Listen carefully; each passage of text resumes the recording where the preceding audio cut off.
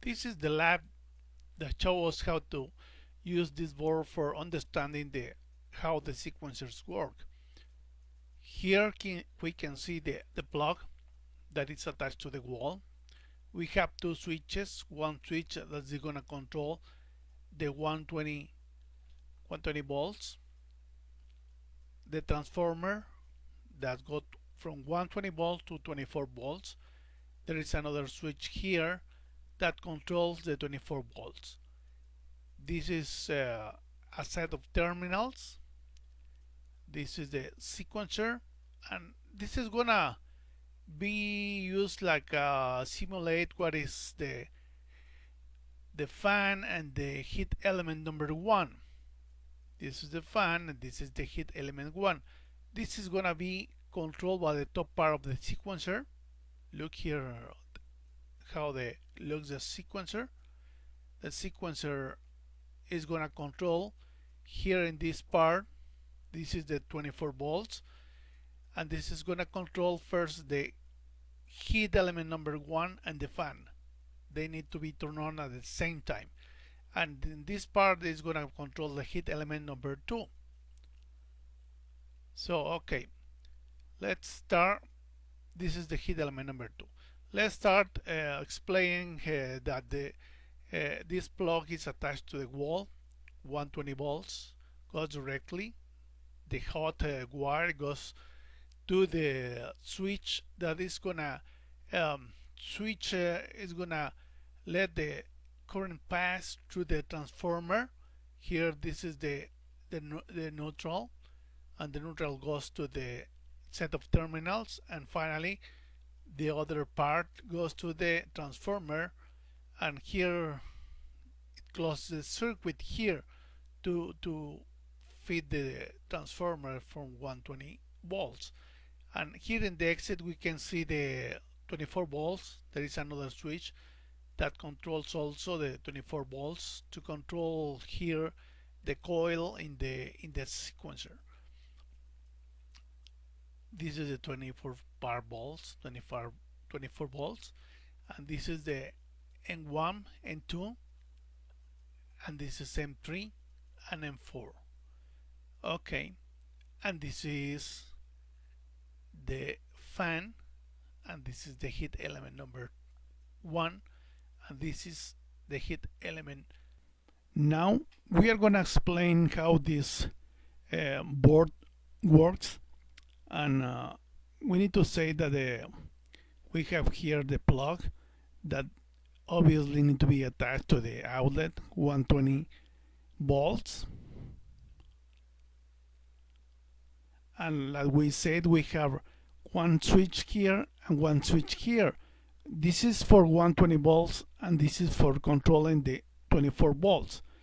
Let's see, let's turn on the 120 volts on. Alright, we are now letting the current flow to this switch and going to the transformer. So the transformer is ready, is sending the 24 volts, but we need to open up also the switch for the 24 volts, and let's do it. Okay, now it's on, and the sequencer is getting the current, is getting hot, the resistance, and is warping the bimetal disc, and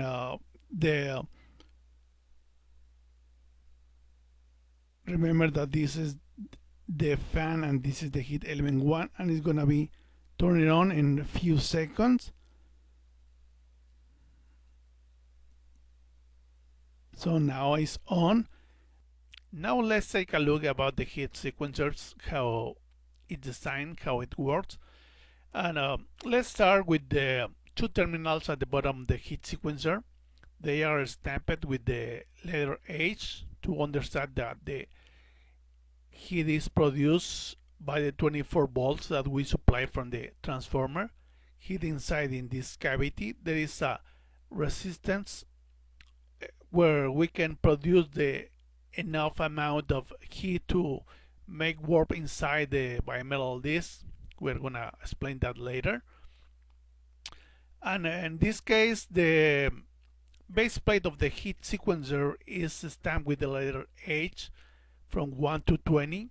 The contacts are normally open, and it says that they're gonna close by the heat produced by this resistance from 1 second to 20 seconds, and it's gonna cool down when we cut the current here, when we don't supply 24 volts anymore. It's gonna cool down and it's gonna open the contacts again from 40 seconds to 90 seconds.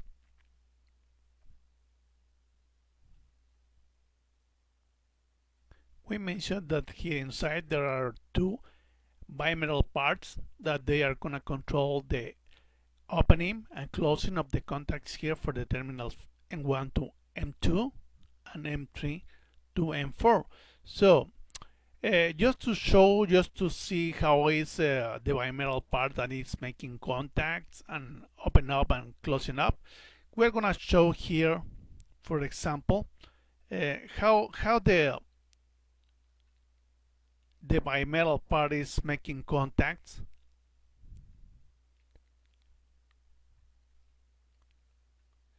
And here, for example, is just for showing purposes. How is this bimetal part is closed, because let's suppose that the 24 volts are running in this area. This resistance is producing some heat, and this is the initial position of the bimetal part.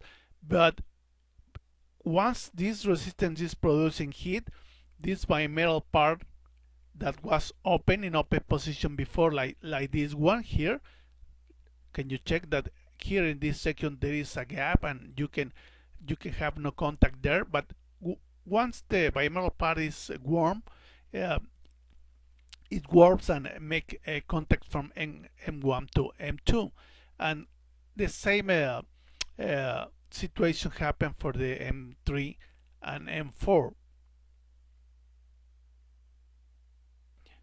Now let's show a animation about how the heat sequencer works electrically, and how it operates when we have here the resistance and we are applying a voltage from 24 volts.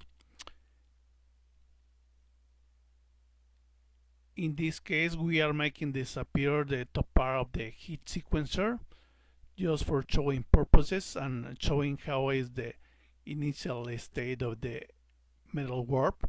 Is making no contacts at all here, but the heat is getting there because the resistance is on and is getting red, it's getting hotter. So let's continue seeing what is happening here.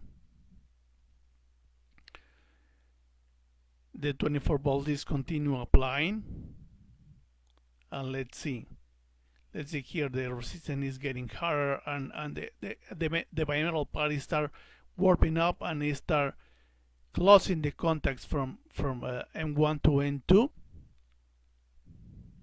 Let's continue seeing. Alright, this is the final state of the